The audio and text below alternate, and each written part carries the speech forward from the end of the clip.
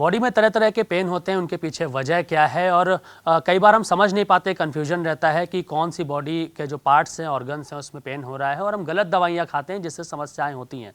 लखनऊ के लोहिया हॉस्पिटल का pen medicine इसमें बड़ा रोल करता है। हमारे साथ डॉक्टर अनुराग अग्रवाल जी हैं जो हमें बताएंगे कि सर किस तरीके से जो पेन मेडिसिन है वो रोल अदा करता है। आमतौर पे हमने देखा है घुटनों का दर्द लोगों को होता है या फिर पथरी का दर्द होता है, पता नहीं चल पाता उनको कि किस चीज़ का दर्द है, दवाइयाँ कुछ और अपने आप से करने लगते हैं। तो क्या ज़रूरी है पहले जानना उनके लिए? धन्यवाद आपका। तो मुझे ये बताते हुए खुशी हो रही है कि पेन मेडिसिन एक ऐसी विद्या है, ऐसी सुपर स्पेशलिटी एनेस्थीसिया विभाग से उभरती हुई, जिसमें कि सभी प्रकार के क्रोनिक पेन का उपचार किया जाता है। और वो कैसे किया जाता है? उसमें ये किया जाता है बिना किसी बड़ी सर्जरी के और लंबे समय तक दवा खाने की ज़रूरत के बिना। तो उसमें आमतौर पर जो कारण होते हैं वो कमर दर्द होता है, जो दुनिया का सबसे कॉमन कारण है डॉक्टर का पास जाने का मरीज के लिए। दूसरा होता है जो घुटनों का दर्द, जैसा जोड़ों का दर्द आपने बोला। उसके अलावा नर्व का पेन होता है, ट्राइजेमिनल न्यूरैल्जिया। कैंसर का पेन होता है और भी स्पाइन का पेन, ऑस्टियोपोरोसिस, ऑस्टियोआर्थराइटिस, सारे पेन होते हैं। तो इन सब का उपचार संभव है पेन मेडिसिन में मिप्सी विद्या द्वारा। अब आपने एक क्वेश्चन और पूछा, अभी आप बातचीत में बता रहे थे कि जो है कैसे पता करें कि एक्यूट पेन कब है और क्रोनिक पेन कब है। तो ऐसा दर्द जो शरीर के अंदर कम से कम 6 हफ्ते या 3 महीने या सालों से जो शरीर के अंदर बना हुआ हो, वैसा दर्द को माना जाता है कि ये क्रोनिक पेन है। और उसका ही उपचार करने के हमारे जो विशेषज्ञ पेन फिजिशियन हैं उसमें दक्ष होते हैं। तो बाकी इसके लिए doctor professor Shivani Rastogi ma'am बताएंगी, जो आपने घुटने के दर्द के लिए पूछ रहे हैं। जी मैम, शिवानी मैम से बात करेंगे। मैम, सबसे बड़ा आज के समय में, चाहे वो यूथ ही क्यों ना हो, घुटनों के दर्द से बहुत ज़्यादा परेशान है, दवाइयाँ खाते हैं। जो बुजुर्ग हैं उनके लिए कहा जाता है कि भाई आपको ट्रांसप्लांट कराना पड़ेगा या फिर रिप्लेसमेंट कराना पड़ेगा। वो कई लोग कराना नहीं चाहते, वो रिस्क भी होता है। क्या कोई नई विधि आपने निकाला है कि इंजेक्शन भी ना लगे या कुछ ऐसी थेरेपी हो या कुछ ऐसा जुगाड़ जिसको कहते हैं बन जाए कि जो रिप्लेसमेंट ना नी का करना पड़े? धन्यवाद। मैं doctor Shivani from RML Lohia. घुटनों का दर्द बहुत सारी रीजंस की वजह से होता है। जो यंग में होता है वो चोट की वजह से या स्पोर्ट्स इंजरी की वजह से होता है। जैसे जैसे उम्र बढ़ती है वो ऑस्टियोआर्थराइटिस की वजह से होता है। तो हर स्टेज का जो ट्रीटमेंट है वो अलग अलग है। अगर हम देखा जाए तो हम लोग सबसे पहले एक्सरे कराते हैं, उसमें स्टेजिंग और ग्रेडिंग करते हैं। तो जो अगर इनिशियल स्टेजेस है तो हम लोग कोशिश करते हैं उन्हें दवाइयाँ, फिजियोथेरेपी, एक्सरसाइजेस से ट्रीटमेंट मिले। अगर उसके बाद की हैगी और उससे उसे रिलीव नहीं है तो हम लोग कुछ पेन बायोलॉजिक्स कहेंगे, जिसमें मरीज का ही ब्लड लेके हम लोग बनाते हैं PRP या GFC, और वो इंजेक्ट करता है, जिसमें कि उनका पेन और उनके जो कार्टिलेज वो वीक हो रही होती है उसको वो स्ट्रेंथन करता है। इसके अलावा अगर ग्रेड 4 में पेशेंट का नी है तो वो सर्जरी के लिए ही जाना चाहिए। बट बहुत सारी कंडीशंस होती हैं जिसमें मरीज नहीं करा पाता है या फिर उसको मनी की या कॉस्ट वाइज की वजह से नहीं कर रहा है, तो वी हैव सम मशीन्स जिसको हम कूल्ड RFA मशीन कहते हैं।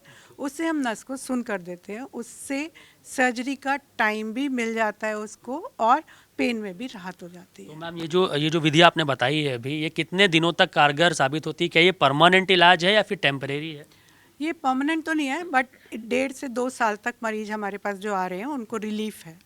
और उसके बाद हम लोग उनको एक्सरसाइजेज और भी चीज़ें सिखाते हैं जिससे कि उनकी मसल स्ट्रेंथ लेकिन अब हो। सबसे बड़ा सवाल है, लोहिया में तो ये व्यवस्था है, क्या अन्य जिलों में अगर बात करें, उत्तर प्रदेश में, पूरे देश में अगर बात करें, या फिर लखनऊ में ही तमाम बड़े हॉस्पिटल से, क्या वहाँ भी ऐसी व्यवस्था है? उसका जवाब डॉक्टर अनुराग देंगे। सर ने बहुत अच्छा वो बनाया हुआ है जी सर। वेबसाइट। सर, तो ये आपने बहुत ही अच्छा सवाल पूछा, क्योंकि ये दरअसल पेन मेडिसिन एक उभरती हुई ब्रांच है, मैंने बताया। परंतु अभी आज की तारीख में हमारे देश के अंदर हमारी ही सोसाइटी है, Indian society for study of pain, जिसका मैं राष्ट्रीय सचिव का दायित्व मुझे मिला हुआ है। और ये 1984 से क्रोनिक पेन की चिकित्सा के क्षेत्र में काम कर रही है। और मुझे बताते हुए खुशी होती है कि ये दुनिया की सबसे बड़ी पेन फिजिशियंस की बॉडीज़ में से एक है। और हमारे इस समय 3700 से ज़्यादा सदस्य देश भर में क्रोनिक पेन के मरीजों की सेवा कर रहे हैं। और इसको पाने का, आपने जो कहा कि भाई छोटी जगह पे कोई है, हर आदमी तो लखनऊ नहीं आ सकता, तो उसके लिए एक बहुत आसान तरीका है कि आप विजिट करें www.issp-pain.org। और इस वेबसाइट पे आप जाते ही पाएंगे कि उसमें एक ऑप्शन है फाइंड योर पेन फिजिशियन, और उसमें आप पहले स्टेट सेलेक्ट करेंगे, सपोज आपने महाराष्ट्र और उसमें सेलेक्ट किया, और नीचे महाराष्ट्र के सभी शहर जहाँ पे हमारे लोग काम कर रहे हैं उनका मिल जाएगा। अब आप उस शहर को सेलेक्ट करेंगे, उस शहर में काम करने वाले सारे पेन फिजिशियंस का आपको ना केवल नाम, उनका ईमेल आईडी, उनका गूगल लोकेशन उनके क्लिनिक की यहाँ तक आपको मिल जाएगी। भारतीय मरीज के लिए सबसे बड़ा सवाल यह था कि खर्चा कितना आएगा, क्या व्यवस्था है, तो उसके बारे में सर रिवील कर दीजिए। खर्चा ऐसा कह सकते हैं कि दवाइयों से थोड़ा ज़्यादा, लेकिन मेजर सर्जरी से सर्टेनली कम। सबसे बड़ी बात इसमें जो है, क्योंकि आप इसको ऐसा थोड़ा सा अगर मैं इसको बताना चाहूँ कि क्या है हमारा, आपको याद होगा से 20 साल पहले जब भी किसी को हार्ट अटैक होता था तो क्या उपचार होता था? Bypass surgery, open heart surgery. परंतु पिछले 20 सालों में क्या बदला? अब ज़्यादातर मरीजों में जो उपचार हो रहा है वो एंजियोग्राफी, एंजियोप्लास्टी, इस तरह से हो रहा है। तो उसी तरीके से जैसे पहले सारे काम ओपन सर्जरी से होते थे, उनमें से बहुत सारे काम हम लोग मिप्सी विद्या द्वारा कर पाते हैं, जिसको बोलते हैं minimally invasive pain and spine intervention, MIPSI. इसी के अंदर ये सारी चीज़ें आती हैं। वो जीएफसी थेरेपी, जैसे मैडम ने बताया, कूल रेडियो फ्रिक्वेंसी हो, स्पाइन एंडोस्कोपी हो, जिसमें कि स्पाइन का उपचार होता है एक इतने छोटे से इंसिजन के माध्यम से मात्र। तो इसी तरह से इसका खर्चा सर्टेनली कम है, और बहुत सारी गवर्नमेंट स्कीम्स भी अब आ रही हैं और प्राइवेट इंश्योरेंस भी है। मैम एक अहम सवाल आपसे पूछ लूँ मैं, क्योंकि जब भी बॉडी में दर्द होता है किसी के भी, तो लोग पेन किलर खा लेते हैं, और उनको इस चीज़ की भी नॉलेज होती है कि पेन किलर घातक होता है, बहुत ज़्यादा नहीं खाना चाहिए, ऑर्गन्स में इससे नुकसान होता है। पता होने के बाद लोग खा रहे हैं, क्या उनकी मजबूरी है, या फिर इससे कितना ज़्यादा ये परेशान करने वाला है पेन किलर, क्योंकि ज़्यादा अगर खाएंगे तो ऑर्गन्स में दिक्कत होगी, तो कितना यूज़ किया जा सकता है? पेन किलर्स को कभी खुद से तो नहीं लेना चाहिए, क्योंकि जो पेन किलर्स होते हैं वो आपके शरीर के जो बहुत इम्पॉर्टेंट अंग हैं जैसे किडनी, उन पे बहुत नुकसान कर सकती हैं।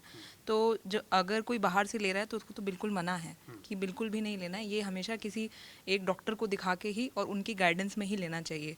नहीं तो कुछ कुछ मरीजों को 1 या 2 दिन खाने के बाद भी बहुत नुकसान हो सकता है। पेट में जलन और पेशाब का रुकना, ये सब उनके बहुत कॉमन साइड इफ़ेक्ट हैं।